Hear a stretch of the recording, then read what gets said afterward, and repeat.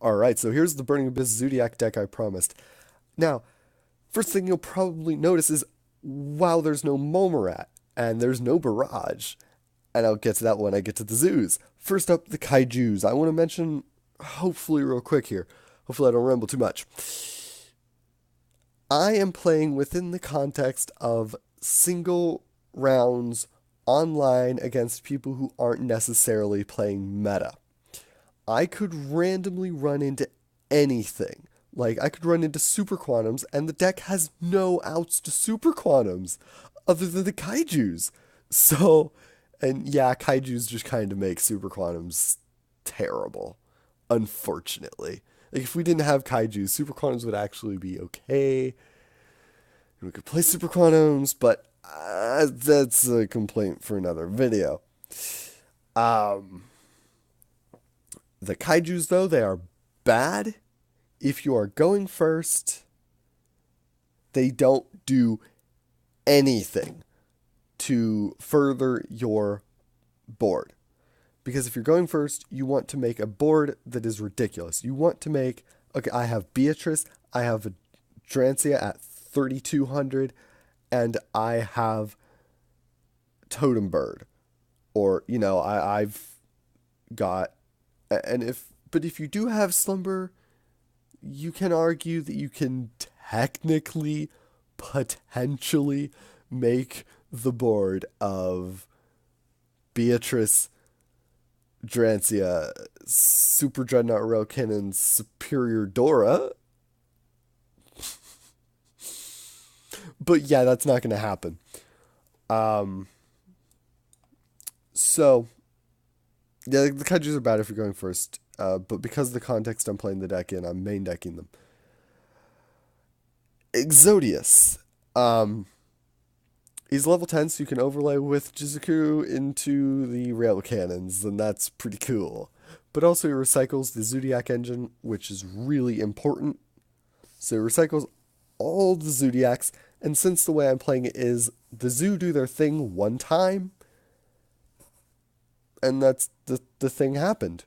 So, Exodius recycling all of that is really nice. It also creates some wild combos and plays, which, if you want a separate video about combos you can do in this deck and crazy things you can do because of certain tech cards, I will make that. But for this one, I'm just going to say, you recycle the Zoo engine. He can attack, uses effect, send any Burning Abyss monster to the graveyard, get their effect. You can technically attack with him, send a Zoo to the graveyard, so that you can attach it with Tiger Mortar during main phase 2. That's super weird, though. And then you can make one of the real cannons, depending on if it's main phase 1 or 2. Anyway, onto the Zoos. I'm playing 2 Viper, or 2 Whiptail. They attach themselves, so yeah, that's pretty cool. And of course, the Banishing is really nice and leads into one of those combos I was talking about. I'm playing Cluckle rather than Bunny Blast or Ram Ram, just because Cluckle protects against monster effects, and I feel like that's a lot more prevalent than targeting traps or spells. As far as Bunny Blast argument, yeah, people are playing Forbidden Chalices to negate Drancias, so Bunny Blast protects against that, but I'm more worried about other people's extra deck monsters, especially since I'm playing against, I don't know what. It's not necessarily Zoodiac. So, negating targeting monster effects is really important, especially, with 101 and Castell. Target, and the only thing that's going to be targeted for me is monsters. The only thing I'm playing is Supply Squad that's not a monster that is going to be on the field, so yeah, Cluckle being able to negate that is really, really nice, and just saves games. The first effect as well, to be able to target a Zoo in your graveyard, lets you recycle extra deck stuff, lets you put things you had to detach back in the extra deck, lets you put Wild Bow back in there so you can go into Wild Bow and attack directly, which can be pretty nice. Usually though, you're just going Invoker, summon Cluckle, let the Zoo do. Anyway, the rest of the deck doesn't need a lot of explanation aside from Curry Bandit and supply squad. So yeah, I'm playing the Burning Best cards, like whatever's Burning Best of preference here. One Rhino Warrior I don't like more than one Rhino Warrior. The card doesn't do freaking anything for the deck except correct your discard or mill. Like that's it. Um, I hardly summon Rhino Warrior ever, so I just put it at one. Um, the Terratops, I'd like to play two Toktumborg, but that bricks, so consistency. I'm not. Um, if I weren't playing the Kaijus, I would play two Toktumborg. I would do a lot of dumb stuff if I weren't playing the Kaijus though. Anyway, and then the Maxis. And I'll talk about these two at the end. Dark Eruption adds back pretty much everything: Tour Guide, Curry Bandit, Scarm, Farfa, and Graph. So it has back pretty much everything here. The Kaiju Slumbers, got to play three of them if you're playing the four Kaijus. Not if you're also playing Regeki, I guess, but I'm not, so there you go.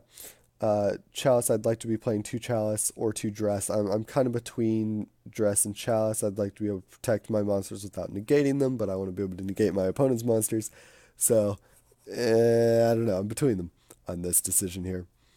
Or I could just play Veiler instead of Chalice, but negating during my turn as well, since Drancia is during either player's turn.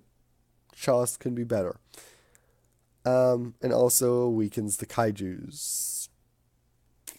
So that can be good. Especially when it's your opponent using the Slumber.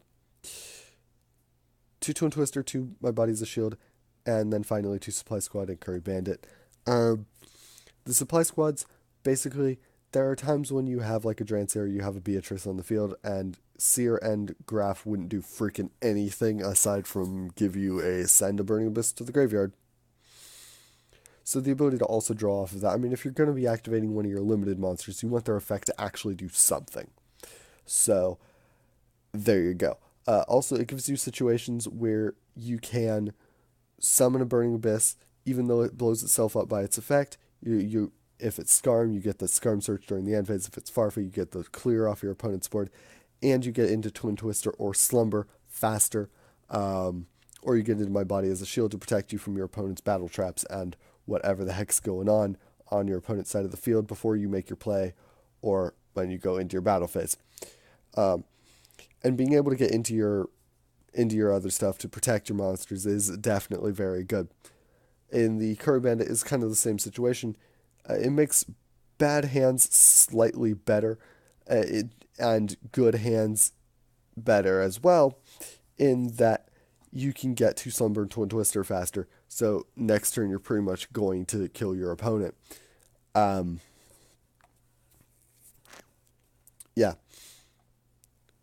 Extra deck, there's not a lot to go over here. The Tudante, the Invoker. I don't usually make Tudante, but, it's possible, so having two is nice. Grand Pulse, of course. Lever, there's a really cheeky play where you banish your opponent's zoo by attacking it with Whiptail and then summon it with Lever, activate Exodius, and then just do the zoo thing again. But I haven't made Lever yet in this build. You're also supposed to activate Barbar sometimes, I guess, but I never do unless it's the 900 per game, so I haven't summoned Lever. Totem Bird, of course, the 4 zoo necessary to the deck. Beatrice, the 2 rail cannons because I like them. Although it'd be better to just play one of these things. I took out Breaksword, though, actually, for Superior Dora. Because the deck already does the thing. Like, the deck already does the thing. Breaksword doesn't... I wasn't summoning Breaksword and couldn't see myself actually summoning it because I already do what it does. Like, I've got the Kaijus. I've got Farfa. I've got Drancia. I've got Beatrice to send Farfa or a Lich. And I've got Whiptail banishing stuff. I've got Virgil. Like, the deck already does the thing. And Grand Pulse as well. Like, so the deck does the thing. I don't need to play Breaksword. Um, and these don't need explanation either. And I've talked about this stuff. The Cosmic Cyclone, I just think Twin Twister's better within this deck, and within that I'm playing against random stuff. So I'm not sitting here going, okay, well, but if I play against Blue Eyes in particular, or something like that, because then you need to banish their stuff. But Twin Twister hits multiple things, so you're not going to run into as much just stupid RNG. With that, and also, you'll notice I'm not paying any life points in this deck. I don't want to lose Chain Burn. Anyway, that's it for this deck profile. So, till next time.